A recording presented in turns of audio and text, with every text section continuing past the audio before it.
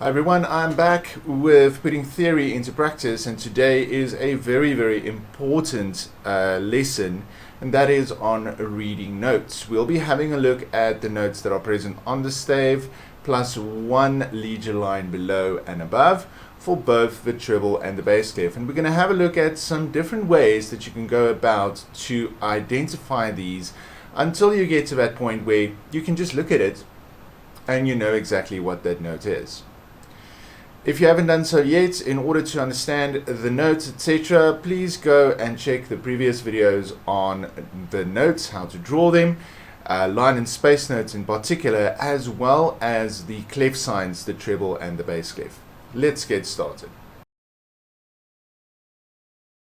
So we're going to start first with the treble clef notes, and I'm going to quickly draw in all the notes we'll be having a look at. So drawing my treble clef, and then I'm going to draw my leader line there, and I'm going to draw the notes that are below the stave, and then the notes that are actually written on the stave itself between the lines and spaces. So those, and then again the leader line to draw the notes that are at the top. Right, so these are the notes that I'll be having a look at, and these notes are mostly present round about middle C up until about there.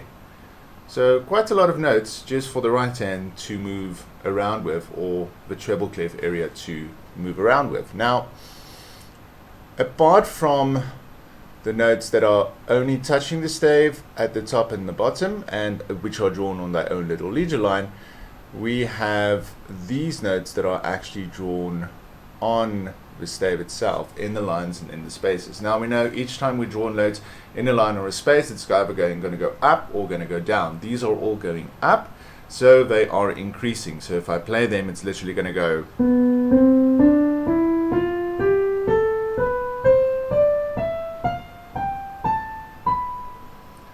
So we're actually playing from B, just below middle C or C3, all the way up to B, just before C5.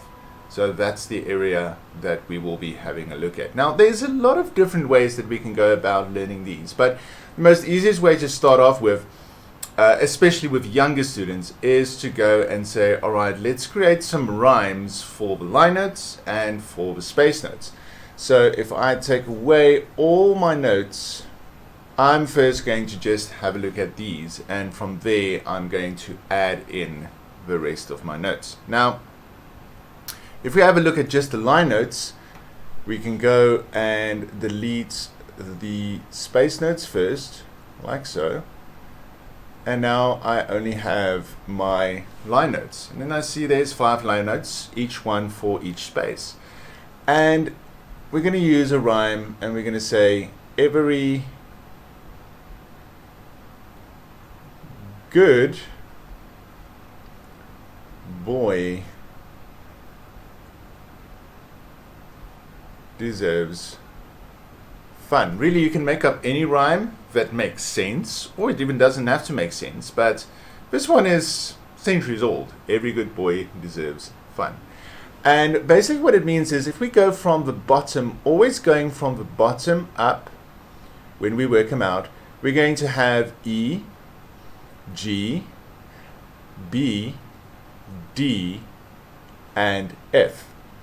And funny enough, the G clef starts on the G line. So that's another way that we can use to find G very easily for treble clef notes. So there we go, good, G, every good boy deserves fun.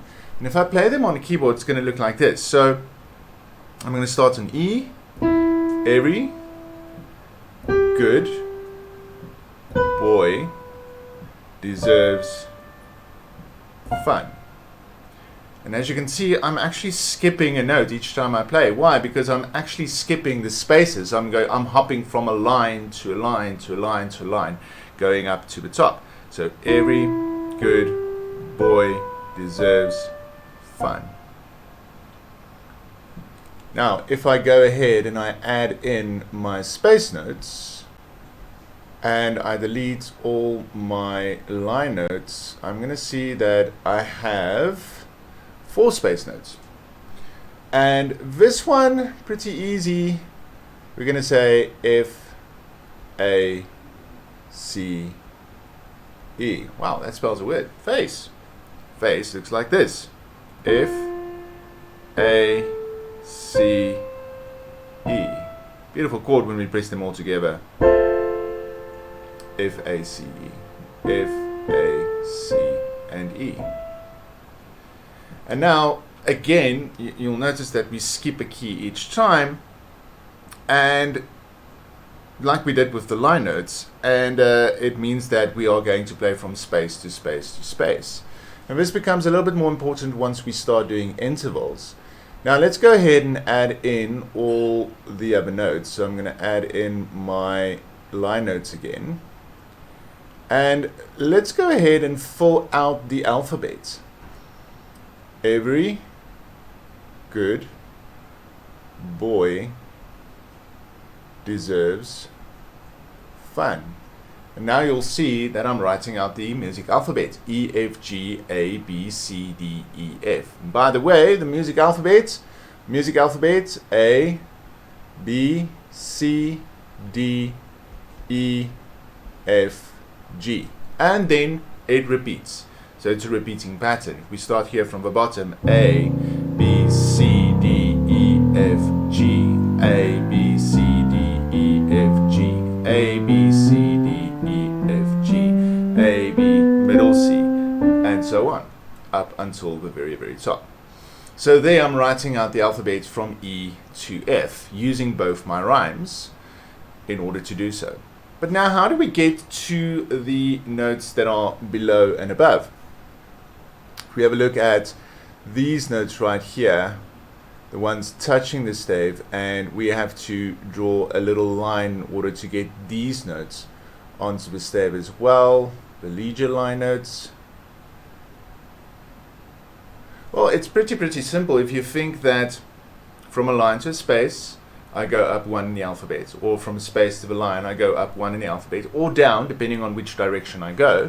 As we can say, this works backward as well, F, E, D, C, B, A, and so on. But getting from here, let's say F, to this note here, we will notice that we went from this line up into the space. Technically that's a space because there's no line going through the note.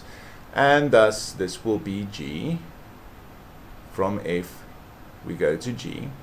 And from here there's no more lines, and hence the fact that we have to draw a little line, as if the stave were continuing upwards more than 5 lines. So going from this line to this space is going to be A, restarting that alphabet. And then from there I'm going to have to draw the line again, because the note above A is going to sit in that space on top of that leger line. So from there I'm going to go to B, and that's going to be B. So I'm going stepwise, stepping up to those next notes. And those notes quite high. If we think about it, there's middle C, there's C on the stave, second space from the top, and then we have D, E, F, last note on the line of the stave, then G, A, and B. So it's those 3 notes right there. And this is sometimes quite tricky in the beginning to navigate around which B and which C am I playing. And the easiest way to do that is always revert back to middle C and then count up your octaves, or revert back to G for the G clef and count up the octaves from there as well. Going back down here, we have the same thing, the one below, D, and then if we step down, we're going to go to C, and this actually here, for me, again, the most important note on the keyboard is middle C. That's the one that sits right there. And we'll notice a little bit later when I add the bass clef as well that it actually sits in the middle of the grand stave. Hence the fact that we actually call it middle C. And then we have one going down to B. I almost write D. Whoops. D, C, B. So counting down within the alphabet to get to those notes. So again, we can either use our rhymes, every good boy deserves fun, just to help us out with the notes that are actually on the stave, as well as the space notes space, or we can use the G line in order to say, okay, this line is G, so from here I can hop from this line to the next line. For example, here, if that's G, I can hop from this one to this one, and it will become B, because I'm skipping the space in between those two lines, so I'm skipping the note name of the note in between, which is A. Or I can just go step by step, G, A, B, C, D, E, F, G, up until the very, very top. And the more we do this, there's no easy way to do this, actually. There's a lot of videos that say, no, this is the easiest way, and this, I'll show you, this is easier. But it's not. All you have to do is to find a way that works great for you in the beginning, and then slowly but surely start training your eyes and start training your mind in order to read the notes on the stave. And you can use different apps for that as well. You can download a nice free app from your app store, and then literally just practice these notes all the time, trying to identify them. Always remembering to first look at the clef sign to know which notes is written. Now, this is where things get a little bit more trickier. Right hand easy, okay, so that's middle C, and we just go up. We know how the lines and the space notes work, but now let's go ahead and add some bass notes. Now, even though we have a mirror image when we play from C with both our thumbs, we can do the same thing going down. And coming up, we have the same distances in between the notes, and it looks the same. On the stave itself, it's not going to be that case. Now, again, there's two ways of doing it. Let's first just get these notes written out. So I just want to quickly write out the bass clef. And then I'm going to write out all my notes again. I'm going to try and get them as neatly underneath those ones as I possibly can. And we're going to also make them ascend to the top. Okay, there we go. So those are the notes that we have again for the bass, and this is going to be all the way from here, remembering now that the treble started there, so there's a little bit of an overlap. We're going to talk about that now, and then we're going to go all the way down to there. So in essence, if we put both these staves together with all the notes, we're covering almost the entire piano. Lovely. Almost the entire piano, from C1 all the way through to just before C5. So just after C1 to just before C5. This is all the notes we will be covering. Now you'll be noticing that I'm not talking about the black keys yet. Those are when we add accidentals to these notes, then we're going to hop onto those. But I want to do that a little bit differently and go into that specifically on its own. So just talking about the notes, the standard keys on the piano, the standard white keys on the piano, and then moving from there. Right, so now there's two ways we can do this, or a couple of ways actually to do this. We can start here on to say that, remember that the bass clef is also the F clef. So that note right there is going to be F. That's going to be F. And from there I can then just count up and down as well. That's F, that's a line note. So if I think middle C, and I go down, B, A, G, F. That's that F right there. So we know that the treble clef, the G clef, G is there, and the treble clef F is right there. And there's middle C. Interesting. Beautiful chord as well. Right, now, Alternatively, we can also use our rhyme. So in order to get around with the space notes and the line notes on the stave of the clef, we can use a rhyme. But this rhyme is going to be different. As you can see, if I connect these notes right here, this D and this F, they're not the same. They're not D and D. They're not D and D, even if they are on the same line on the stave. They are actually not the same, or written the same. So we're then going to alter our rhymes. We're going to use G, so that's going to be G, B, D, F, A. And I love to use the rhyme green buses drive fast always. You can also say, instead of saying every good boy deserves fun, you can always say good boys deserve fun always. But therein, if you want to teach and you teach young students, they kind of get confused with the two very, very easily. So rather create another topic, create another story. Green buses drive fast always.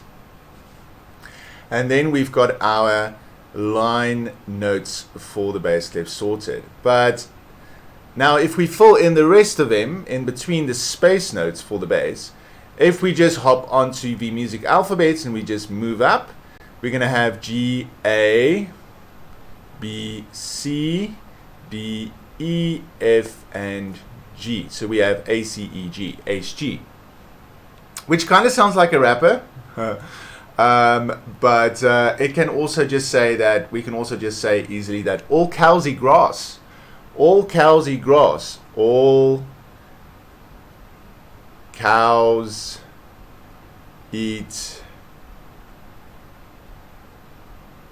grass. All cows eat grass. And this kind of makes me think of when I was a little student, or a young student. The word meat just rhymes so good with eat, so and I love meat, so I remember I always said all cows eat meat. Don't make the same mistake. All cows eat grass. All cows eat grass. Okay, right, so then we have all the notes sorted, and we will see it's G, A, B, C, D, E, F, G, A. So our music alphabet is working, and these are all the notes from this A right here all the way through to that note right there. So if I play them going up from the bottom line, right there, almost sounds like the G major scale. Interesting. So another way to think of the notes on the the notes on the bass clef is to think of the G major scale. Of course, the G major scale actually has an accidental F sharp, but we'll talk about scales a little bit later. G, A, B, C, D, E, F, G, A. So quite easy to remember that as well, because it sounds very, very much like the G major scale. And then of course, when we want to get to the notes again at the top, we're just going to hop on and we're going to say, okay, well, from the line to the space above, I'm going to go one up, B, and then I'm going to want to go one up again, and that's C. And funny enough,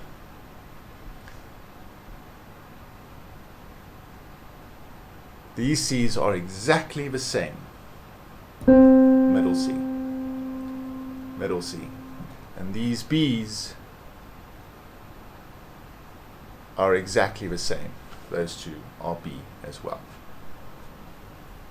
So I know this is a lot more complex than you would find on any other YouTube video out there, but I am a little bit more technical and a lot more analytical to show you all the possible different ways of learning these notes, so that you can go and decide for yourself, okay, well, this is the best way for me to go and do it. Instead of just believing in one way, there's a lot of different ways that you can go and approach these notes.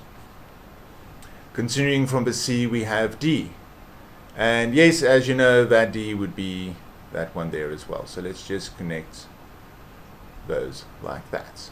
And then going down from the G on the first line, we're going to go G, and then we're going to have F, and then we're going to have E, and then we're going to have D.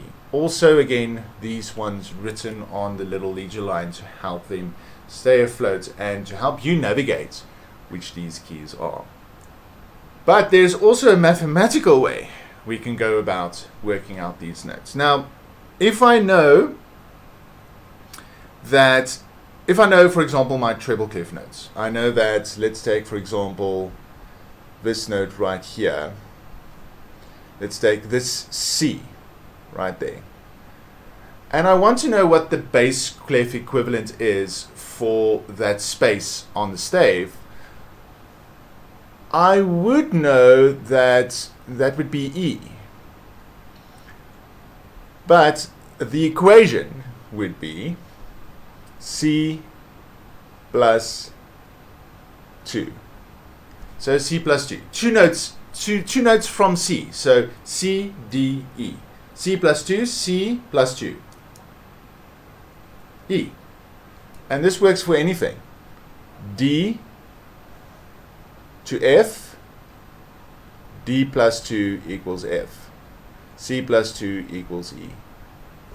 And then, of course, if I have the bass and I want to know what the treble equivalent is, I should just go backwards and say, all right, so if I have E, it would be E minus 2, and that would give me C. E minus 2, E minus 2, D, C. So, again, there's a mathematical way to work out these as well.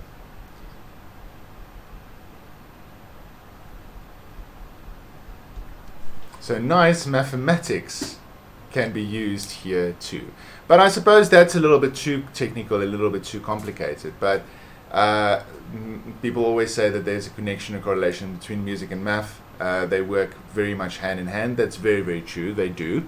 And we will have a look at that a little bit later as well when we start doing note values and rests and counting beats, etc., dividing beats, more complex beats, etc. Patterns, definitely. But this creates a pattern, literally a pattern between the treble and the bass clef. And we can then also say that the intervals between the notes for the treble and the bass clefs are written down are always an interval a third apart. They are 3 notes apart, so from C to E.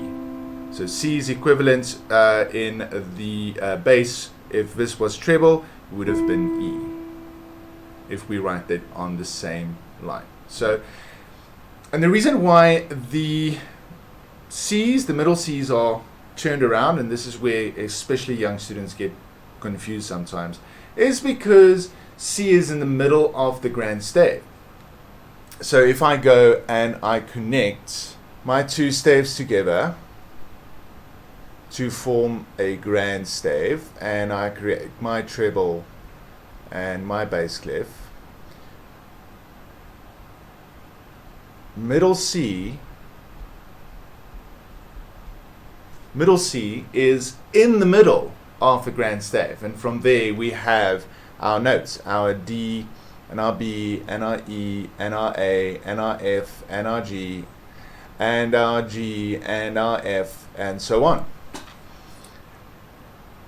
So hence the fact that it looks strange when we have only a treble clef stave and a bass clef stave. It looks like everything has turned upside down. But actually, in fact, not. We have to always think in terms of the notes, in terms of the grand stave, not just one stave, but the grand stave. As pianists, when we play over 2 staves, we are going to read notes in different positions, different registers, and because of the grand stave setting, this is why it is not aligning exactly. E is E for both the right and left. There's always this difference involved. So that's my extremely complex explanation on reading notes, or especially the notes on the grand stave itself. So notes from right here all the way up to right there.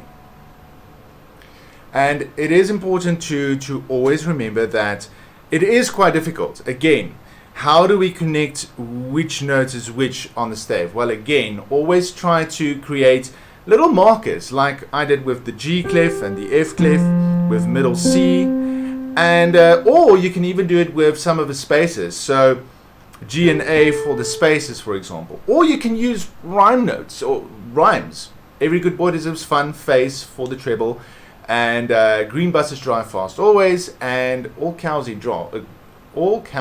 grass for the bass. And work from there, going stepwise up or jumping up lines and spaces. Now, the best way to practice reading notes and getting better is, again, by practicing. First, you can do, just if you don't have a piano or you're not always available at the piano, download some very, very cool apps on the App Store. I'm going to link some of these here so that you can go and check them out and work a little bit with them. And or literally do sight reading. Get a script subscription and download some sight reading books, or go to your nearest bookstore and buy something as simple yet very effective as the Alfred series in sight reading. Or even if you already are quite good at sight reading, or you know what the note names are, take any piece of music and literally just read it slow. You don't have to play the music as if it would sound good, but just reading the notes would help you identify those. There's other ways as well that we can go about learning notes, and that is through intervals, by looking at the distance between the notes. But it's very, very good to know that that note's name is that, in order to move around as well, and in order to analyze certain areas within a piece as well, to know this is a major scale, this is a minor scale, because just knowing intervals and knowing that between those, if I have that amount of notes open, that's going to be a C and a G or something like that. Yes, that's very, very important, but it's not a good starting point. A good starting point is to actually first just learn and read and know that that's an A, and that A is situated right there, and that's a B, and that B is situated right there on the keyboard, etc. So thanks so much for watching this very complex explanation of reading notes and how we can do it. If you like the video, please start a discussion below with me. I would like to hear your thoughts as well on how you've read notes and how you've learned notes, as well as subscribe to my channel. That would be much appreciated. And with the next video in putting theory into practice, we'll be having a look at note values, the basic ones, and how do we read rhythm.